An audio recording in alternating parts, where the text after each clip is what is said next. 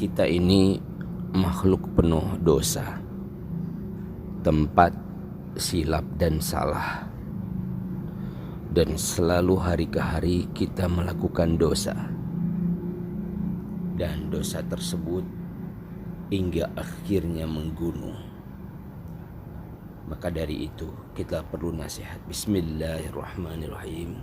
Assalamualaikum warahmatullahi wabarakatuh. Tentang 5 syarat. Ini cerita sebenarnya. Bisa teman-teman cek di kitab yang judulnya At-Tawabin, orang-orang yang bertaubat, karya Syekh Ibnu Qudamah. Jadi suatu hari ada seorang laki-laki yang merasa banyak dosanya.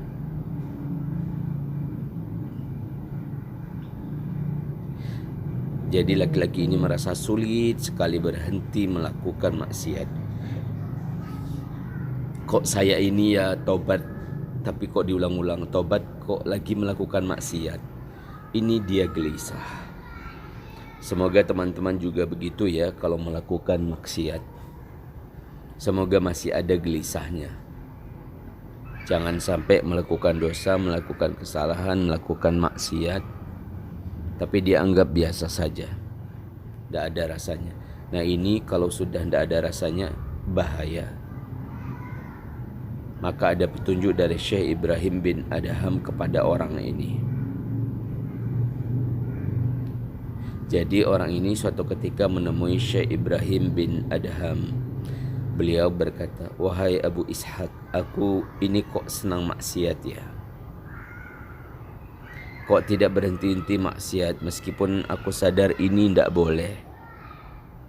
Nah Syekh Ibrahim kemudian bilang, ya kalau begitu begini saja deh. Kalau sampean mau menjalankan 5 syarat yang saya sampaikan ini,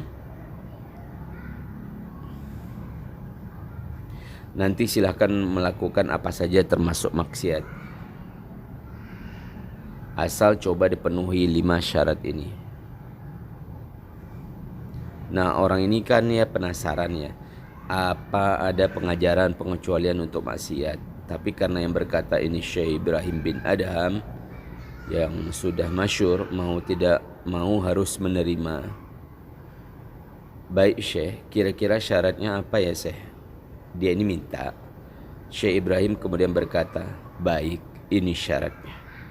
Yang pertama, setiap kali engkau melakukan maksiat kepada Allah, kamu harus tidak mau memakan rezeki dari Allah. Jadi jangan kamu makan, jangan kamu nikmati rezeki dari Allah. Laki-laki ini terus mikir, apa bisa, kata laki-laki itu kepada Syekh. Lah terus saya makan dari mana? Wong setiap saya peroleh dalam hidup ini ya rezekinya Allah. Bagaimana bisa saya harus tidak menikmati, tidak makan rezeki dengan anugerahnya Allah? Syekh Ibrahim terus jawab begini, ya kalau sudah paham begitu, apa ya kamu itu pantas rezekinya dimakan, anugerahnya dinikmati, tapi larangannya tetap dilanggar. Ya kagetlah lelaki ini, dia baru sadar, iya betapa tidak pantasnya, tidak sopannya aku ini. Wong rezekinya aku dinikmati, aku anugerahnya aku nikmati. Aku diberi macam-macam anugerah kesehatan, anugerah kenyamanan hidup, tapi perintahnya aku langgar. Nah mulai terbuka pikirannya. Syarat yang kedua, kata Syekh Ibrahim, kalau engkau mau bermaksiat, ya risikonya jangan tinggal di buminya Allah. Laki ini kaget, loh bagaimana bisa Syekh? Apa bisa orang tidak tinggal di buminya Allah? Kalau kita hari ini mungkin pikirannya agak nakal-nakal teman, dan kan sering ngeyel, oh kalau gitu masih bisa ke planet Mars atau hidup di bulan sana. Ya Mars dan juga bulan itu kan semuanya ciptaan Allah, Syekh. Kata Syekh, wahai Abdullah, wahai hamba Allah, apa kamu tidak mikir? Kamu itu ya makan rezekinya, ya tinggal di tempat yang disediakan olehnya untuk kita. Tapi kok masih asik saja melanggar larangannya? Itu mudahnya disediakan tempat tinggal, dijamin hidupnya.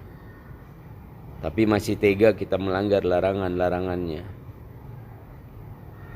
Nah itu kan betapa kita ini tidak logis, tidak masuk akal, tidak ngerti kepantasannya orang hidup.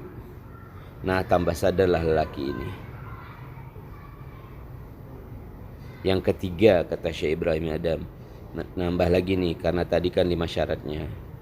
Kalau engkau masih saja ingin bermaksiat, sekarang begini saja deh. Cari tempat yang tidak terlihat oleh Allah. Nah orang ini terus mikir, terus jawab, wahai Syekh Ibrahim, mana ada, bersembunyi dimanapun ya Allah itu tahu. Nah dijawab oleh Syekh, lah iya, kalau memang demikian apa ndak malu kamu? Sudah dijamin macam-macam tadi, kemudian terang-terangan melanggar di depan Allah. Wong Allah selalu tahu apa yang kita lakukan. Apa kamu tidak malu bermaksiat padahal sadar Allah sedang melihatmu? Nah orang ini tambah sadar kekeliruan persepsinya dengan selalu melaksanakan maksiat.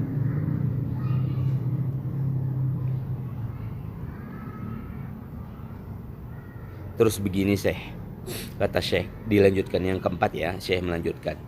Kalau nanti malaikat maut datang hendak mencabut nyawamu, katakan padanya, wahai malaikat, tolong ditunda sebentar, saya tak tobat dulu. Saya mau melakukan amal soleh dulu sebentar saja. Biar dosaku bersih, aku tak tobat dulu. Nah jadi orang laki-laki ini terus mikir, ya Syekh, ya ndak mungkin Syekh. Mana ada malaikat maut menunda dan memenuhi permintaanku, tidak mencabut nyawaku. Terus kata Syekh, ya kalau kamu sudah tahu begitu, lah mengapa kamu menunda-nunda untuk segera bertaubat? Segera tidak menjalankan maksiat lagi, segera beramal soleh. Bukankah ajal dan umur itu bisa datang tiba-tiba saja, bisa hari ini juga? Bagaimana aku bisa tetap santai melakukan kemaksiatan-kemaksiatan?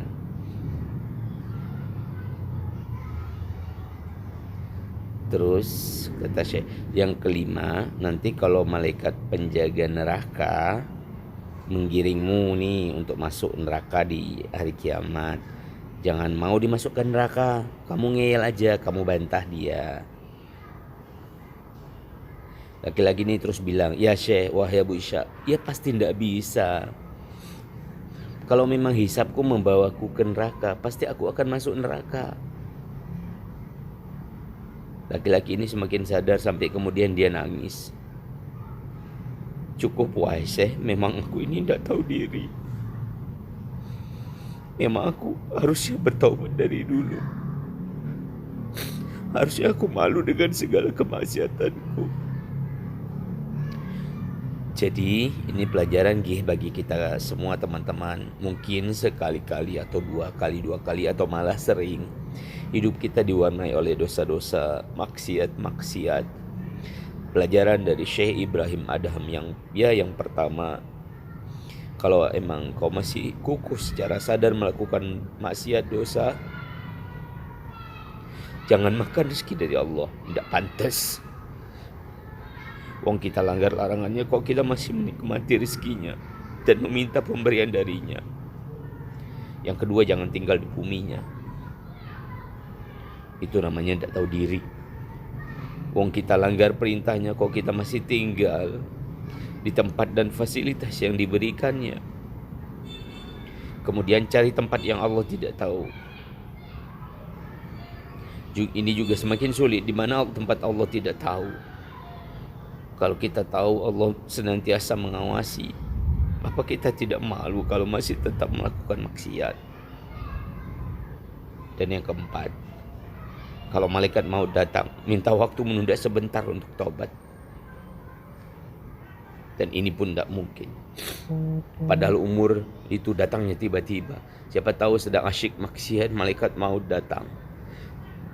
Wassalam, kita akan di ranah su'ul khotimah. Apalagi yang terakhir. Jadi ketika nanti di akhirat kita sudah dihisab dan keputusannya masuk neraka, apa mungkin kita menolak? Kan tidak mungkin ya. Di masa itu sudah tidak ada remedial lagi, tidak ada perbaikan lagi. Jadi 5 syarat dari Syekh Ibrahim bin Adham ini penting ya teman-teman, bagi kita untuk menyadari, menghentikan perbuatan dosa, perbuatan maksiat yang kita jalankan secara sadar. Baik, saya kira itu ya teman-teman. Saya akhiri sekian, kurang lebihnya mohon maaf.